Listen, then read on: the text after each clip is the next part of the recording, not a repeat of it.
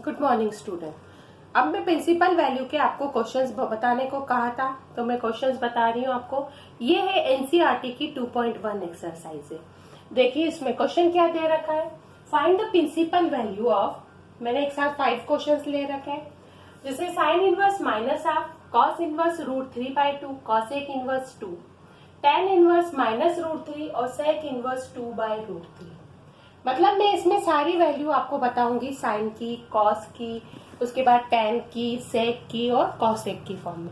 Solve करने की as it is same method है, बस आपको ध्यान रखना है कि कैसे सॉल्व करना है। क्वेश्चन नंबर फर्स्ट है साइन इनवर्स माइनस हाफ। ठीक है, अब इसको आप एज्यूम करोगे, let sine inverse minus half equal to theta represent करोगे। आपको ये याद रखना है कि साइन हाफ किसकी वैल्यू होती है, ये आपको अच्छे से याद रखना। और साइन में रेंज कहां से कहां तक आती है, हमने थीटा यूज करा है, सो दैट थीटा क्या रिप्रेजेंट कर रहा है, theta belongs to close interval -π/2 से +π/2। अभी हमने पहले वीडियो में पढ़ रखा है कि ये वैल्यू कहां से रेंज होती है, -π/2 से +π/2 के फॉर्म को रिप्रेजेंट करती है। अब देखो sine inverse minus half equal to theta है, mean sine theta equal to कितना हो गया है, हाफ। माइनस हाफ को रिप्रेजेंट कर रखा है, इनवर्स उधर जाकर किसमें कन्वर्ट हुआ, साइन थीटा के फॉर्म में। अब ये बताना कि हाफ किसकी वैल्यू होती है साइन में। साइन में हाफ वैल्यू होती है 30 डिग्री। 30 डिग्री का मतलब रेडियन में कन्वर्ट करते हैं तो कितना होता है, π/6 के फॉर्म को रिप्रेजेंट करता है। मीन्स आपके पास ये जो वैल्यू बनी है वो क्या है, sine theta equal to minus के साइन π/6। ठीक है, साइन π/6 का मतलब कितना हो गया, 1/2, इन्हें 30 डिग्री को रिप्रेजेंट कर रखा हुआ है।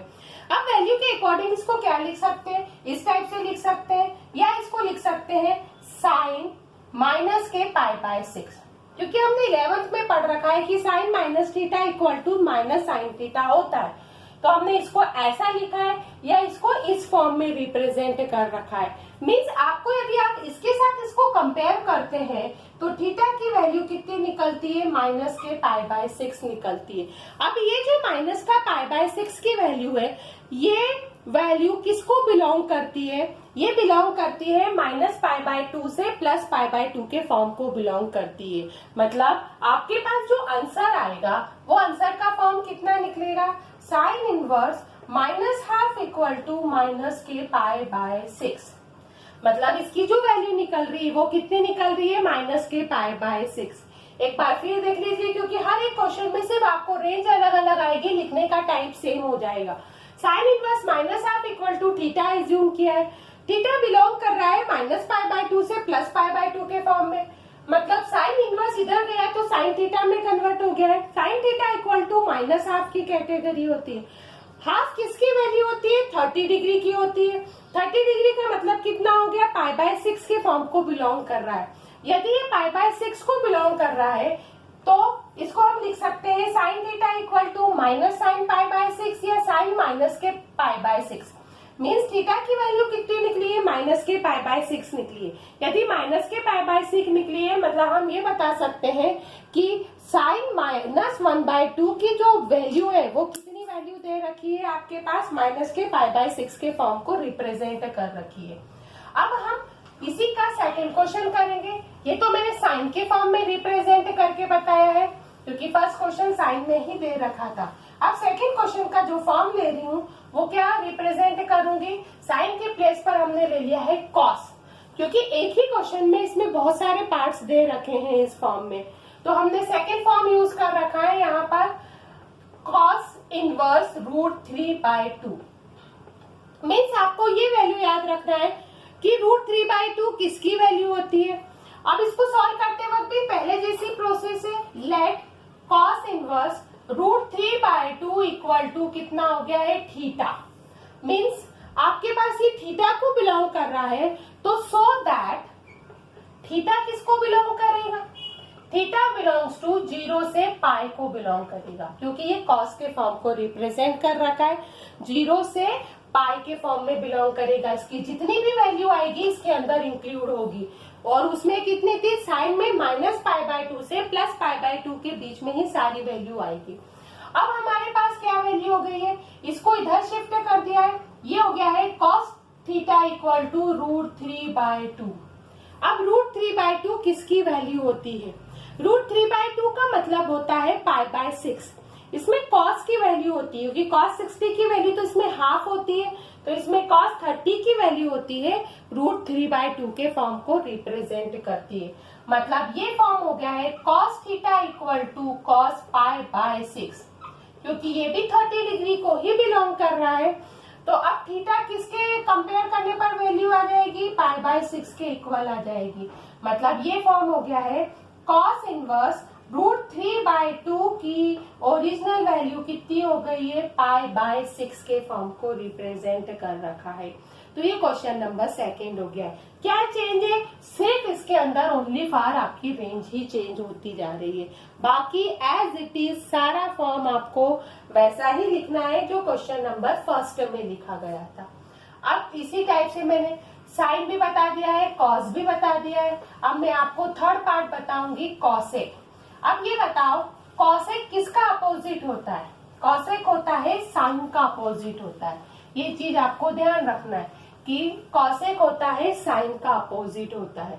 मीन्स आपके पास थर्ड वाला जो पार्ट दे रखा है वो है कॉसेक इनवर्स 2 के फॉर्म को रिप्रेजेंट कर रखा है। तो लेट हमने लिखा कॉसेक इनवर्स 2 को किसके इक्वल रिप्रेजेंट कर रखा है, थीटा के फॉर्म में।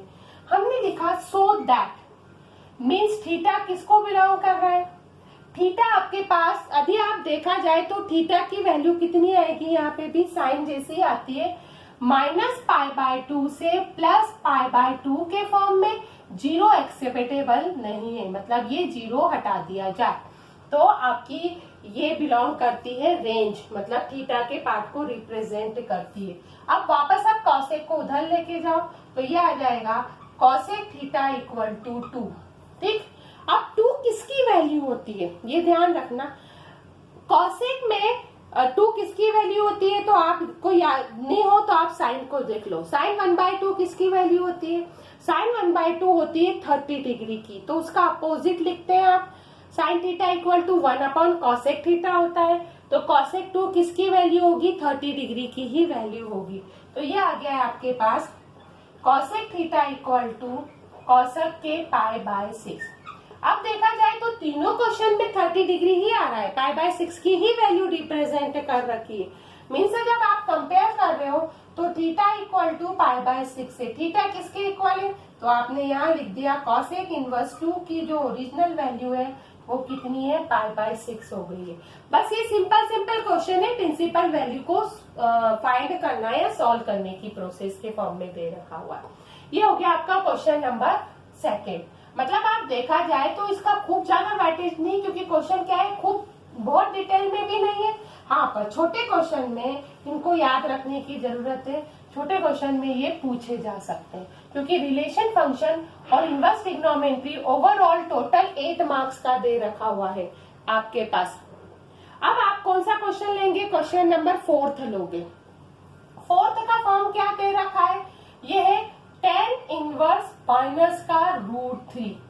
अब इसको भी एज्यूम कर लो कि tan इनवर्स माइनस का √3 इक्वल टू कितना हो गया है, थीटा। अब सो दैट, अब थीटा भी आपको भी मैंने लिखवाया कि इसकी रेंज क्या है, थीटा किसको बिलोंग कर रहा है। 10 में थीटा क्या होता है, ओपन इंटरवल को बिलोंग करता है ना, ओपन इंटरवल -π/2 से +π/2। ओपन का मतलब मैंने बताया था -∞ से +∞ के पार्ट को रिप्रेजेंट करता है। हम tan को उधर शिफ्ट कर देंगे तो tan थीटा इक्वल टू हो गया है -√3। ठीक है, अब -√3 किसकी वैल्यू होती है, आपको ये याद रखना है कि -√3 किसकी वैल्यू होती है। तो अभी -√3 डायरेक्ट तो याद नहीं रहता है, तो हमने लिखा √3। अब देखो tan में आपके पास 1/√3 तो वैल्यू होती है 30 डिग्री की, मतलब √3 वैल्यू किसकी होगी, 60 डिग्री। 60 डिग्री को जब आप रेडियन में कन्वर्ट करोगे तो कितने आएगा, π/3 के पार्ट को रिप्रेजेंट करेगा।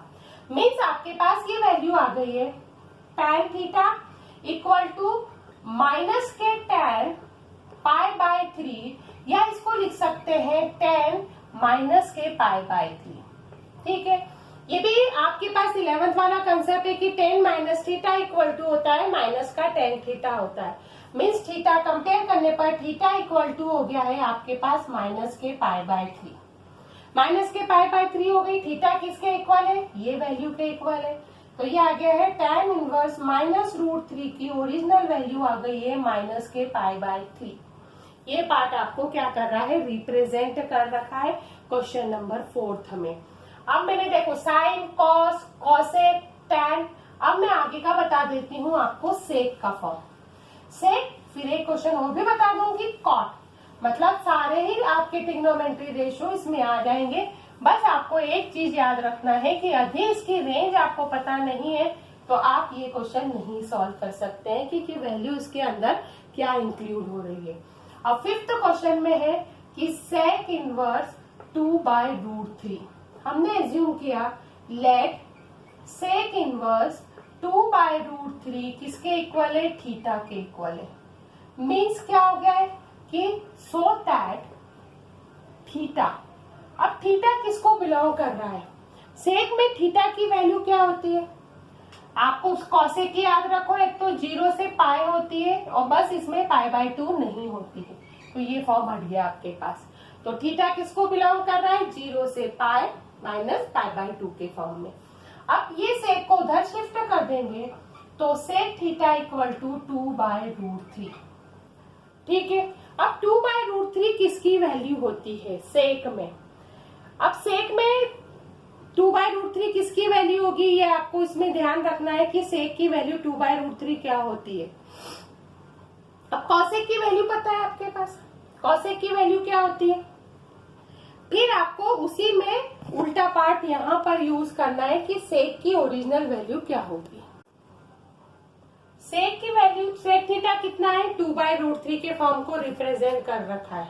मतलब यहाँ पर वैल्यू आ गई है कि सेक थीटा इक्वल टू सेक π/6 के फॉर्म को रिप्रेजेंट कर रखा है। मीन्स थीटा की वैल्यू किसके इक्वल है? π/6 के फॉर्म में। तो आप थीटा किसके इक्वल था? Sec inverse 2/√3 equal to π/6। ये हो गया आपका आंसर। अगला आंसर ये डिफाइंड हो जाएगा। अब आपके पास एक लास्ट क्वेश्चन मैंने आपको कहा था कि मैंने सब बता दिया, एक कॉट बच रहा है। तो मैं अगला क्वेश्चन आपको कॉट के फॉर्म को भी रिप्रेजेंट करके बता देती हूँ कि कॉट में वैल्यू क्या दे रखी है। देख लीजिए, कॉट √3 के फॉर्म को रिप्रेजेंट कर रखा है। मतलब सारे ट्रिग्नोमेट्री रेशियो मैंने इसके अंदर आपको बता दिए। मैंने क्वेश्चन नंबर 6 में ले रखा है कि कॉट इनवर्स √3। एज्यूम किया let cot inverse √3 equal to कितना हो गया है? Theta. Means so that theta किसको बिलोंग कर रहा है? थीटा बिलोंग्स टू 0 से पाई के पार्ट को रिप्रेजेंट कर रखा हुआ है।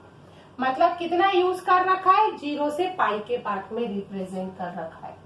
अब ये तो हो गया है कॉट थीटा इक्वल टू हो गया है √3। अब √3 किसकी वैल्यू होती है? अब आपको ये ध्यान रखना है कि √3 का मतलब कौन सी वैल्यू को रिप्रेजेंट कर रखा है। अब ये बताओ tan 30 की वैल्यू कितनी होती है? 1/√3 होती है। तो cot 30 की वैल्यू कितनी आ जाएगी? √3 के पार्ट को रिप्रेजेंट करेगी। 30 का मतलब कितना यहाँ पर यूज कर रखा है? 30 का मतलब दे रखा है, यहाँ पर देखा जाए तो π/6 को ही बिलोंग करेगा ये फॉर्म। तो आपने यहाँ पर लिखा है कि cot theta equal to cot π/6 ये वैल्यू है। मतलब कंपेयर करने पर थीटा की वैल्यू तो π/6 हो गई है। अब थीटा किसको बिलोंग कर रहा है? cot इनवर्स √3 इक्वल टू π/6 को बिलोंग कर रहा है। अब देखिए प्रिंसिपल वैल्यू निकालने पे तो कितनी सिंपल है, सारी वैल्यू आपके पास इजीली निकल गई है। कौन कौन सी निकाली थी हमने साइन की निकाली, कॉस की निकाली, साइन का अपोजिट कॉसेक की भी निकाली, टैन की निकाली, टैन की अपोजिट कॉट की भी निकाली है। उसके बाद मैंने कॉस का अपोजिट सेक भी निकाला है। मतलब आपके पास 6 ट्रिग्नोमेट्री रेशियो मैंने क्या कर रखा है, अलग अलग फॉर्म में निकाल के बताया है। अब इसके जो आगे के क्वेश्चन है वो मैं आपके नेक्स्ट वीडियो में बताऊंगी।